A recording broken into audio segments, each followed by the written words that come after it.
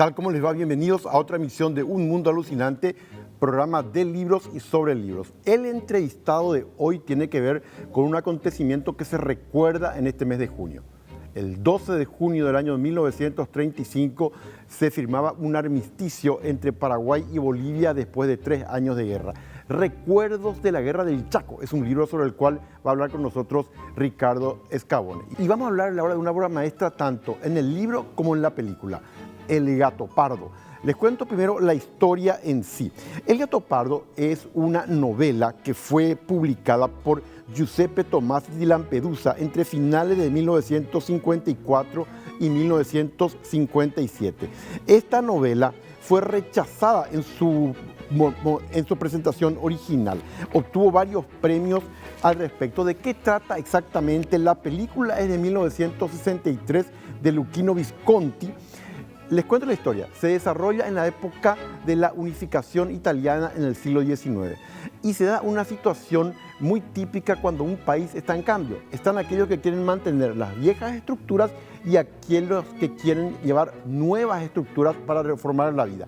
Esto en Italia está representado por un lado por un príncipe que quería justamente mantener ese esquema tradicional de vida en Italia basado en la aristocracia, y por otro lado está la hija de un comerciante que es la representación de alguna manera de quienes quieren cambiar y hacer que el comercio y la burguesía puedan ascender. Y ahí se genera una historia de amor entre, por un lado, el sobrino de este príncipe y la chica hija de este comerciante. De ahí viene la frase del Gato Pardo: hay que cambiar todo para que todo siga igual. Hay que al menos adaptarse a los tiempos. Les recomiendo tanto el libro El Gato Pardo como la película que es nada menos que uno de los mejores directores del mundo, Luchino Visconti. La filosofía viene de amor a la sabiduría. Ese fue su origen desde el punto de vista etimológico. La pregunta es, ¿y qué libros de filosofía recomienda la gente o lee la gente? Veamos esto. ¿Alguna vez leíste libros de filosofía? No. ¿Qué libro recomendás vos leer? Yo en particular suelo leer más los de historias así más antiguas, ¿verdad? Esos libros son los que yo en particular leo, ¿verdad? ¿Alguna vez leíste algún libro de filosofía o escuchaste a algún filósofo? He escuchado de filósofos, pero generalmente no leía tanto de filosofía. Y lo prometido, para no perderse en el siguiente bloque, va a estar con nosotros Ricardo Escabone para hablarnos de un libro, Recuerdos de la Guerra del Chaco. Nunca mejor este tiempo de junio en que, como les decía yo, se conmemora un aniversario más del cese de hostilidades del armisticio entre Paraguay y Bolivia, acaecido un 12 de junio de 1935. Ya volvemos.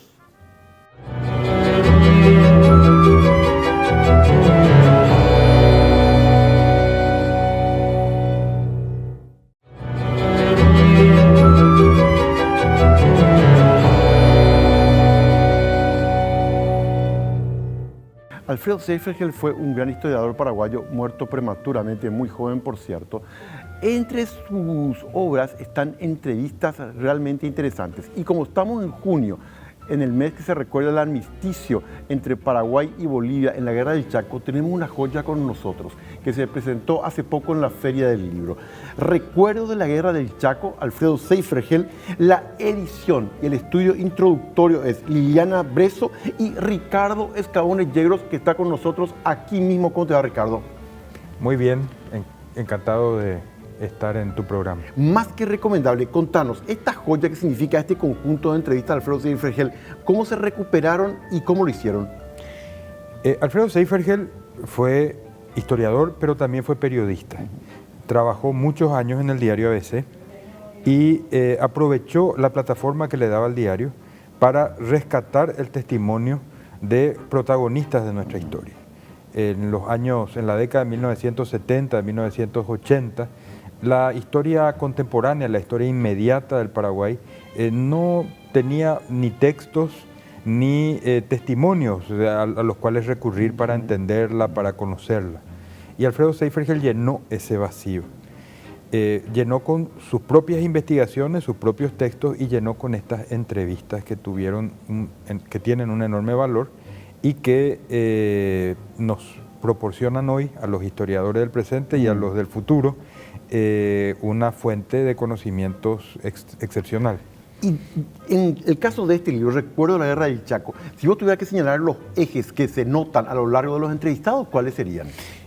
Los recuerdos de la Guerra del Chaco fueron entrevistas breves publicadas por Alfredo Seifergel de protagonistas de la Guerra del Chaco, pero con una visión muy amplia. No se limitaba al aspecto militar, sino que trató de presentar un panorama de la guerra en el cincuentenario de ese acontecimiento, entrevistando a sacerdotes, a médicos que integraron la sanidad militar, a las viudas de los combatientes, a enfermeras de la guerra, a la gente que se encargaba de los convoyes de carretas que llegaban, que transportaban los armamentos y las municiones, la provisión para las tropas, en fin, aviadores, combatientes, desde soldados rasos, prisioneros de guerra.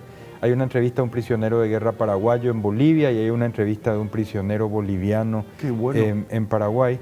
Entonces, Alfredo presentó en esas entrevistas que se publicaron entre 1982 y 1984 una visión muy completa desde la boca de los propios protagonistas sobre lo que fue ese acontecimiento. Y de esas entrevistas, ¿qué sale en torno a ese acontecimiento? ¿Qué a vos te llamó la atención al preparar el libro? Es infinita la cantidad de abordajes e interpretaciones que permiten estas entrevistas, porque muestran el gran sacrificio que implicó para el Paraguay, la capacidad de improvisación y organización de nuestra gente, los grandes esfuerzos que implicó la guerra, pero también Alfredo consiguió, recurriendo a los protagonistas, bajar la guerra al nivel de lo que sentía la gente. Claro. No es solamente una historia de titanes, de héroes, de cosas grandes, sino es el día a día de la guerra, lo que se sufría, lo que se padecía, la sed, el hambre, el ingenio de repente para resolver cuestiones con lo poco que había. Y ahí dijiste algo que me llamó la atención, la capacidad de improvisación incluso. ¿Eso cómo se nota? Claro, porque nosotros éramos un país con muy escasos recursos. Si hoy nos consideramos un país con una economía pequeña, en aquella época éramos un país todavía de una economía más reducida, y fuimos a la guerra con lo que había, con lo que se podía, y eso fue un enorme esfuerzo.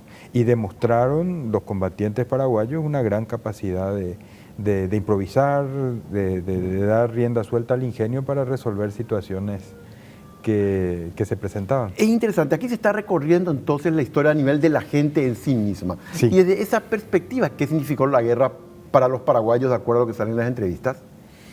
Muchas cosas. Fue, en primer lugar, la recuperación de un cierto sentido de que los paraguayos podíamos enfrentar el futuro, porque veníamos con un trauma provocado por la guerra de la Triple Alianza que devastó el país, que lo dejó prácticamente en ruinas, y la guerra del Chaco demostró que los paraguayos podíamos organizarnos, podíamos emprender los desafíos que teníamos por delante. Hay un sentimiento de olvidar las divisiones y las diferencias políticas, de unirnos ante el objetivo común.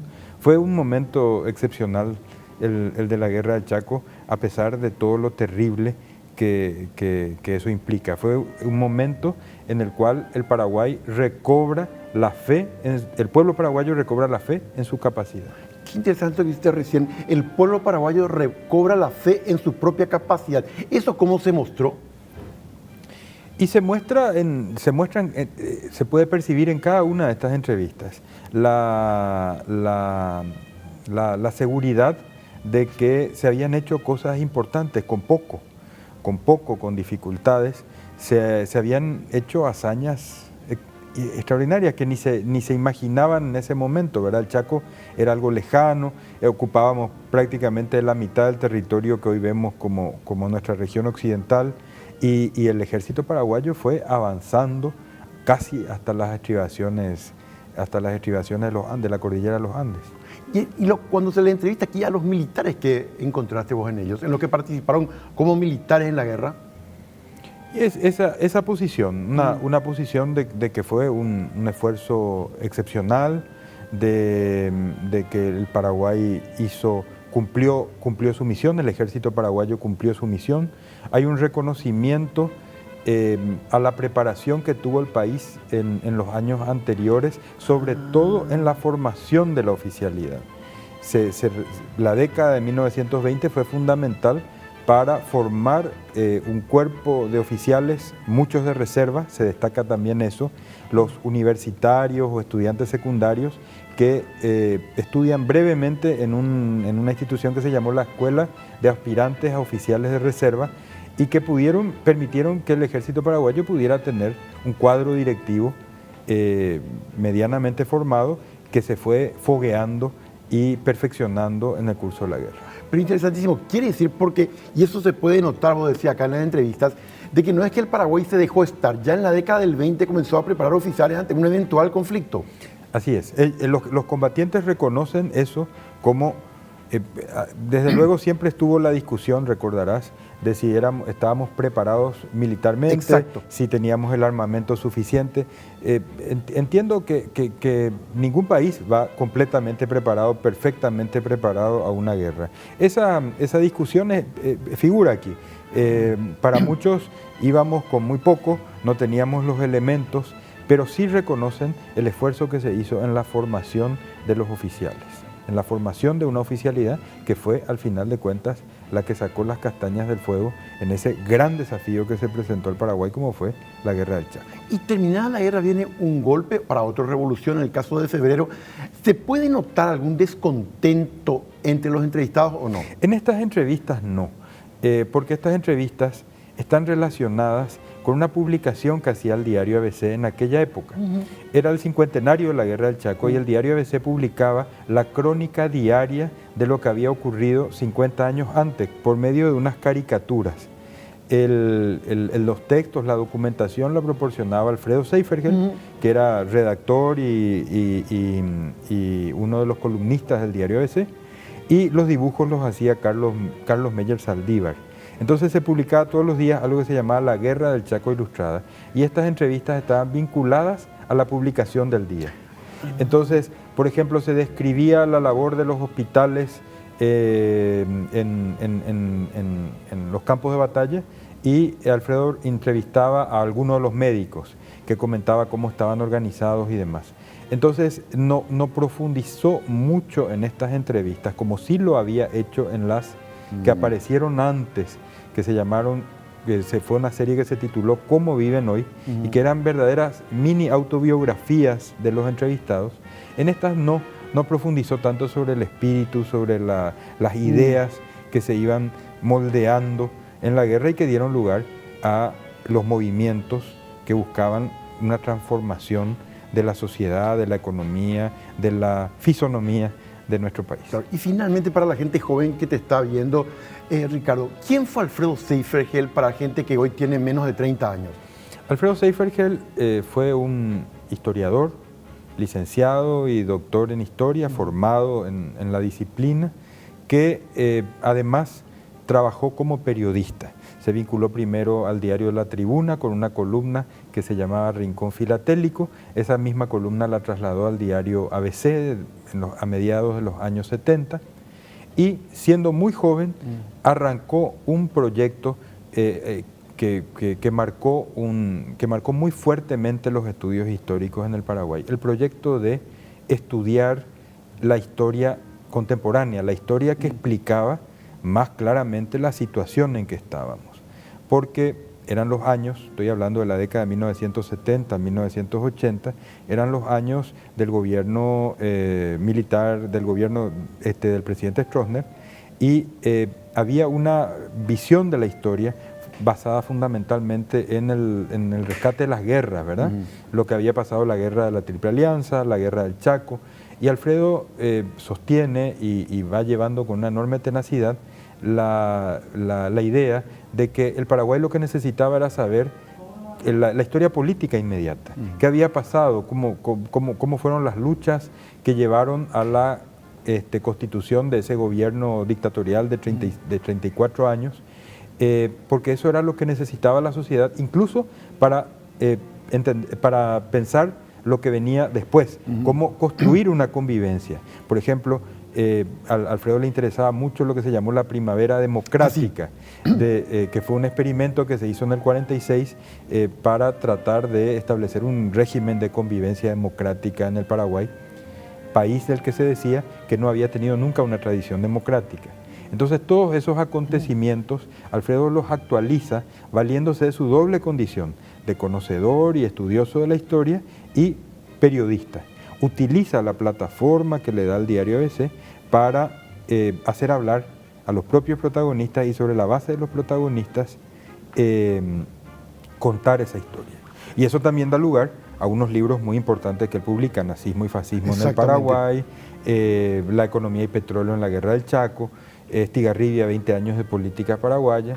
Todo esto está complementado dentro de un mismo proyecto y la guerra del Chaco es parte de esa época. Ricardo, muchísimas gracias, mi amable. Les recomiendo especialmente, es una joya, Recuerdo de la guerra del Chaco de Alfredo Seifergel, el estudio y la edición a cargo de Liliana Brezo y Ricardo Cabonelleros, presentado hace pocos días en la Feria Internacional del Libro, y ustedes lo encuentran en el Servilibro en la Plaza Uruguaya. Ya volvemos.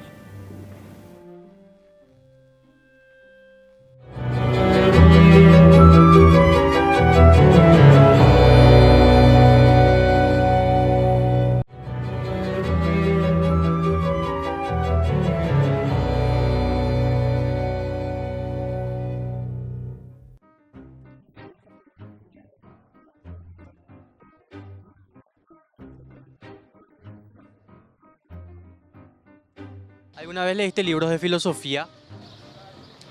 Directamente no, pero buscar y cosas así habré leído. Pero quizás algunos libros de ensayos que tengan algo de filosofía sí habré leído. ¿Escuchaste a Aristóteles, En Platón? el colegio, claro, y obvio, sí, por supuesto. Si hay una novela romántica del siglo XIX es Cumbres Borrascosas, de Émilie Brontë. Ella tenía otras hermanas también escritoras. Ella murió muy joven, por cierto. Murió un año después de haber publicado este libro. Pasión, odio, venganza, amores, traiciones. ¿Qué pasa? Cumbres Borrascosas es una gran finca. Un día, el padre de los dueños de la finca le trae hasta allí a un chico, a un pequeño, Heathcliff. Todo un personaje extraño. Pasan los años y, por supuesto, él es rechazado inclusive por otros miembros de la familia Earnshaw. En un momento, él y una jovencita, una niña también de la familia Earnshaw, consiguen establecer una conexión amorosa. Pero, ¿qué pasa después a partir de ese escenario? Ahí viene toda una historia de tragedias, de oscuridades y de sombras. Cumbres Borrascosas tuvo varias adaptaciones al cine. Pueden ver cualquiera de ellas, son muy buenas, pero les recomiendo especialmente para los amantes de las pasiones, la venganza, el odio y el amor, Cumbres Borrascosas de Émilie Brontë, escritora inglesa.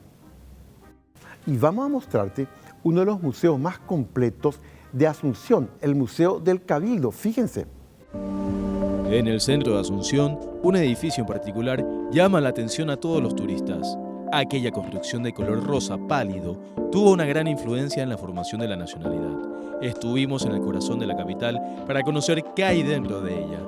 Este edificio tiene una trayectoria muy importante en todo lo que es no solamente el devenir cultural, sino también político de nuestro país. El Cabildo cumplió 15 años en mayo pasado. Son 15 años de labor ininterrumpida al servicio de la comunidad y del país como centro cultural, como museo. El Centro Cultural de la República Cabildo tiene exposiciones permanentes. La primera sala que recibe a los visitantes es la de Textiles del Paraguay. En ella se muestran los tejidos que identifican a la cultura paraguaya y representan a nuestra nación en todo el mundo.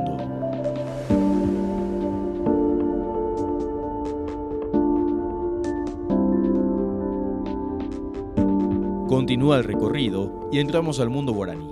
Artesanías del pueblo Ishir como vestimentas, una canoa monóxila y varios cuadros están exhibidos en la sala dedicada a ellos.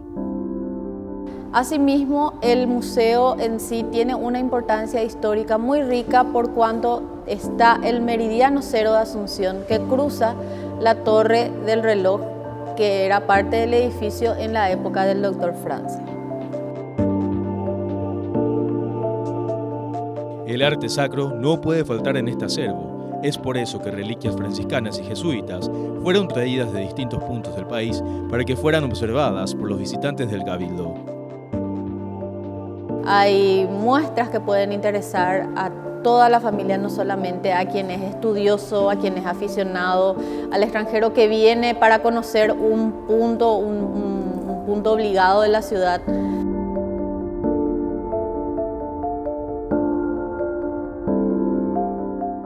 Dejaron sus tierras y vinieron a una desconocida. Se ubicaron en zonas desiertas y construyeron con su propio presente con mucho esfuerzo.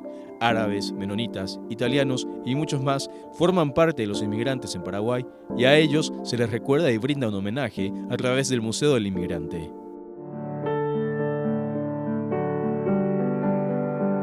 El Museo del Inmigrante, que se encuentra en el segundo piso, también nos cuenta un poco de todo lo que fue la corriente migratoria y cómo hoy en día Paraguay está formado por un crisol de culturas de inmigrantes de distintos países. Siempre hay anécdotas que enriquecen a las personas que trabajan aquí.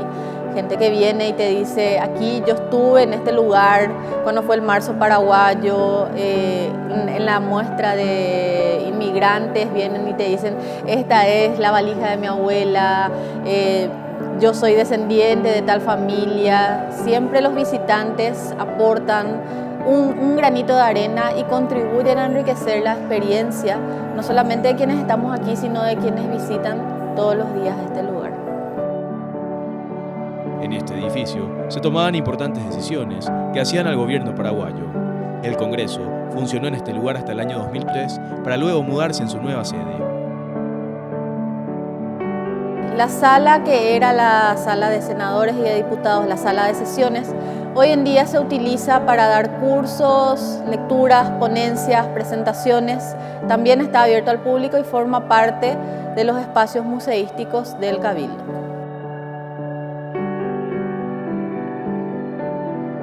Los visitantes pueden adentrarse en la cultura desde el Cabildo de lunes a viernes de 8 a 18 horas y los fines de semana y feriados de 10 a 17 horas en horario continuado.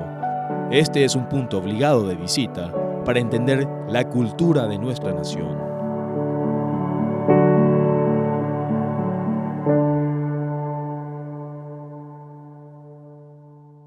Y los libros de la semana que están a disposición de ustedes. Vamos hasta Literato, El Sol y sus Flores, de Rupi Kaur. Este es un poemario de una autora bestseller. Está dividido en 5 movimientos. Fíjense, marchitarse, caer, enraizar, crecer y florecer, que es algo así como el ciclo de la vida. Va desde el desamor y el dolor que conlleva hasta la fuerza y la alegría que pueden florecer tras ese sufrimiento. Para no perderse, les reitero El Sol y sus Flores, de Rupi Kaur, disponible en Literato. Y Servilibro, que nos sugiere No llores. No llores es de Hans Kalisch y Ernesto Unruch. Les cuento, ellos relatan las voces de ancianos de grupos indígenas, testigos de una época, que dan palabras a la gran violencia y arbitrariedad a que estaban sujetos mientras otros se disputaban sus tierras. Una historia de nunca acabar, por cierto. No llores, de Hans Kalisch y Ernesto Unruch, disponible en Servilibro. Y sin ninguna duda lo que nos decía Ricardo Scavone con respecto al libro de Alfredo Seyfried, basado en entrevistas que él hizo aquí en el diario ABC sobre la guerra del Chaco, nos marcó profundamente. Hubo un sentimiento de unidad nacional como pocas veces visto antes. Les recomiendo otra vez este libro, Memorias de la Guerra del Chaco, Recuerdos de la Guerra del Chaco, del recordado Alfredo Seyfried. Nos vemos como siempre la próxima semana.